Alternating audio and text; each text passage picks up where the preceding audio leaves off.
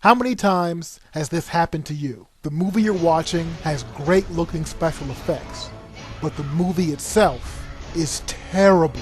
How many times have you seen a movie set in the future, and the future is just one computer generated image after another?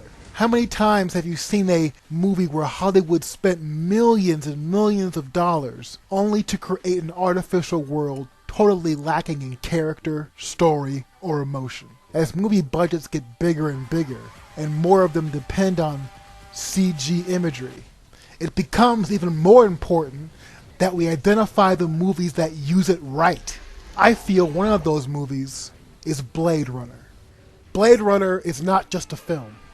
It's more of an enigma that has engaged audiences for years. When the film was first released in 1982, it was a huge flop at the box office. But over the last few decades, film critics and a devoted cult audience have helped Blade Runner become one of the most influential and well-regarded science fiction films ever made. In mixing a dystopian, noirish feel with highbrow philosophy, Blade Runner continues to inspire debate and various interpretations even to this day. So how does the film do this? Well, just give me a few minutes of your time, and let's go back and take a closer look at Blade Runner.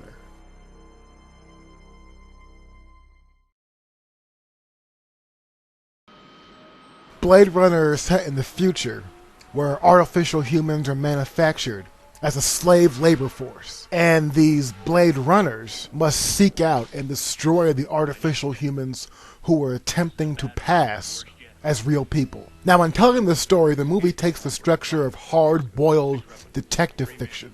In fact, the look of Blade Runner deliberately echoes the detective stories of film noir, as the character of Deckard stands in for the cynical private eye, like Philip Marlowe. Only here, the mystery the detective has to uncover is not who did it, but who is human and who is not. This idea is demonstrated in the film's opening scene, where we see another Blade Runner trying to discover an android passing as human, using what's called a void comp test. The tortoise lays on its back, its belly baking in the hot sun, beating its legs, trying to turn itself over, but it can't. Not without your help. But you're not helping. What do you mean I'm not helping? I mean you're not helping. Why is that, Leon?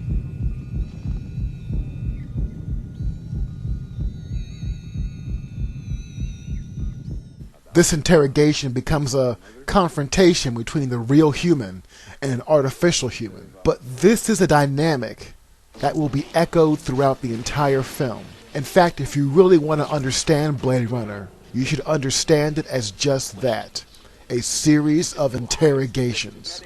The film is built around scenes where one character is interrogating or questioning another. What really adds a sense of mystery to the film is how both characters will look human, but one of them is not.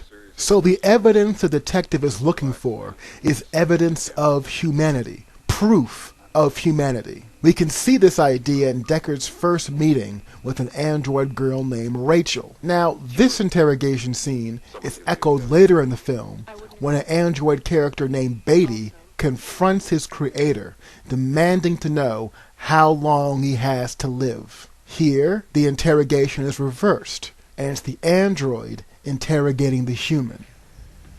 You were made as well as we could make you. But not to last. The light that burns twice as bright burns half as long. And you have burned so very, very brightly, Roy. Look at you.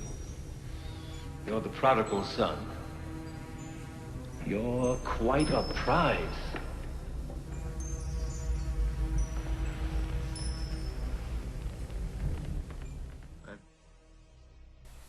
The sequence ends with a Promethean moment where man destroys God, or in this case, a machine destroys his creator. Now this is what distinguishes Blade Runner from all those other sci-fi films we began with. With these interrogation scenes, the conflict between human and non-human isn't just part of the plot, it's built into the very visual structure of the film.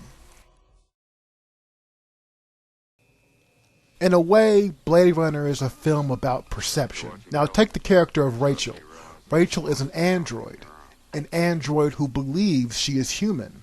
She believes this because she's been implanted with memories, artificial memories. Now the question is, if Rachel perceives herself to be human, does that make her human? Now part of what Blade Runner is attempting to do is call into question how we perceive reality and how we perceive our own memories. Is a person merely the sum of their memories? This idea of perception is communicated in the film through the reoccurring image of an eye. The film even opens with an image of an eye. The Voight-Kampff test that the Blade Runners use detects humanity through responses of the eye. When the android Beatty kills his creator, he does so by first destroying his eyes.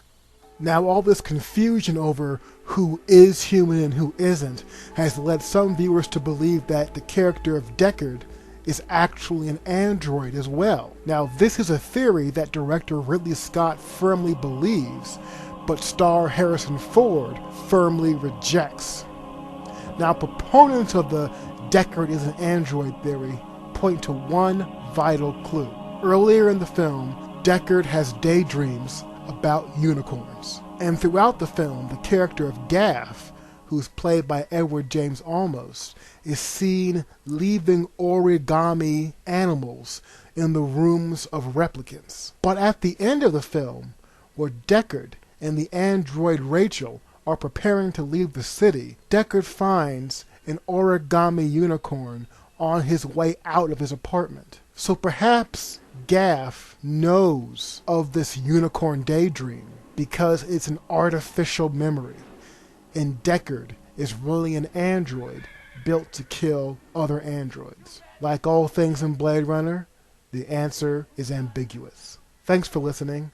Please post comments below and subscribe to my channel. Thank you.